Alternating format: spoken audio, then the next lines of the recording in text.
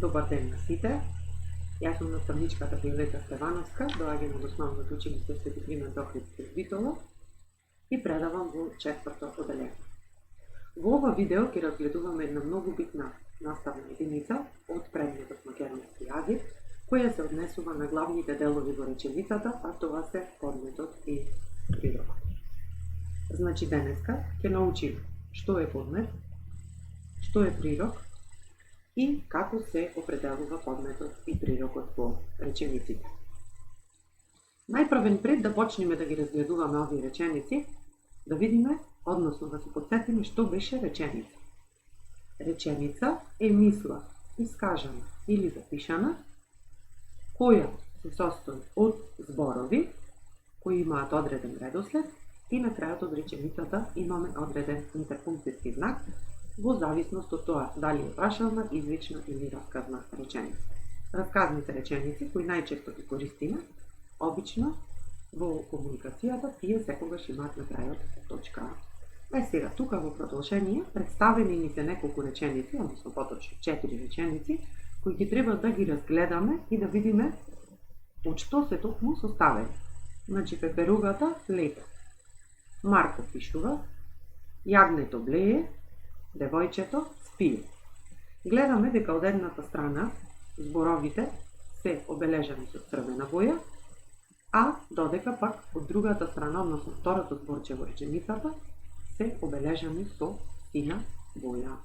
Овие реченици се составени само од два збора и се соодветни за одредување на подметот и прирокот. Ајде да видиме како ќе го направиме тоа, односно како ќе ги определиме подметот и прирокот.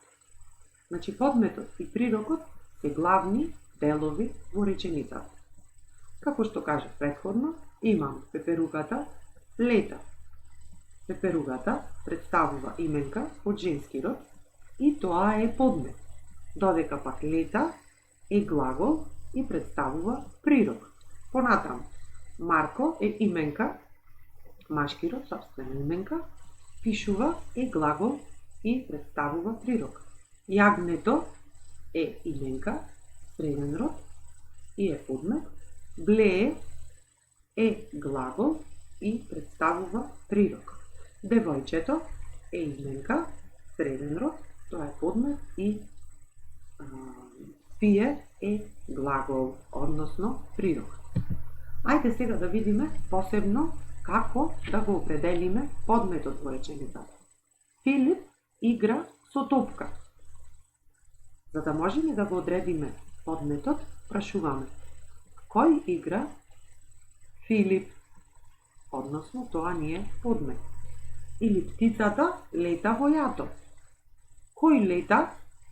Птицата, односно подмет.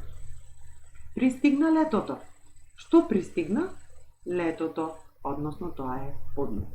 Значи подметот е главен дел од реченицата кој ни покажува кој го извршува дејството.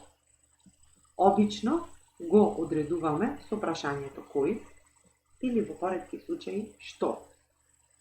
Вообичаено, подметот се состои од именки, придавки, броеви и други зборови, но за почеток ќе се фокусираме на именките, заради тоа што наједноставно и најдобро ми е да можеме да го определиме подметот во оваа реченица. Во суштина, подметот ни означува кој го извршува дејството. Значи, кој е тој што прави нешто, или што работи нешто, или нешто што се случува. Понатаму, имаме прирок. Детето чита книга. Што прави детето? Чита, односно прирок. Мачето пие млеко. Што прави мачето? Пие. Јана црта цртеж. Што прави Јана? Црта, односно прирок. Што значи дека тука ставаме фокус, односно се фокусираме на она што е дејство.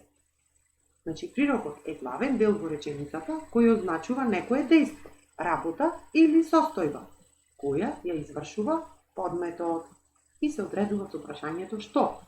Например, Што прави детето, како што каже? Што пие мачето?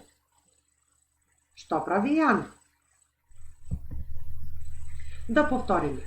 Подмет и прирок. Јана пее песна. Кој пее? Јана. Тоа е именка и представува подмет. Што прави Јана? Пее и представува прирок. Значи, прирокот секогаш представува глагол, односно вршителна дејство. Девојчето скока во дворот. Кој скока? Девојчето. Тоа е подмет. Што прави девојчето? Скока, односно прирок. Птиците градат гнездо. Кој гради гнездо? Птиците, односно тоа представува именка или подмет. Што прават птиците? Градат, односно прирок, и ни го искажуваат дејството, односно нешто што се прави. Задача за вас. Имате за задача да напишете 10 реченици и да го определите подметот и прирокот како што ни е дадено во примерот. Орачот ја ора нивата. Кој ја ора нивата? Орачот, односно тоа е подмет. Што прави орачот? Ора, односно тоа е глаголот, вршителот, односно дејството и представува прирок. Значи да повториме.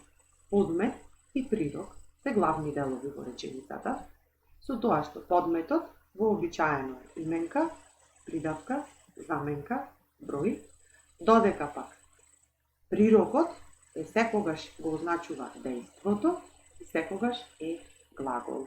Подметот го определуваме со прашањето кој прави, кој работи, додека пак прирокот го означуваме или го пронаоѓаме со прашањето што, односно што се прави или што е дејството. Ви благодарам за вниманието и посакувам успешна работа. Се надевам дека лесно ќе ја сработите за дадената задача, а вашата наставничка ќе ви ја провери и ќе ја оцени вашата работа.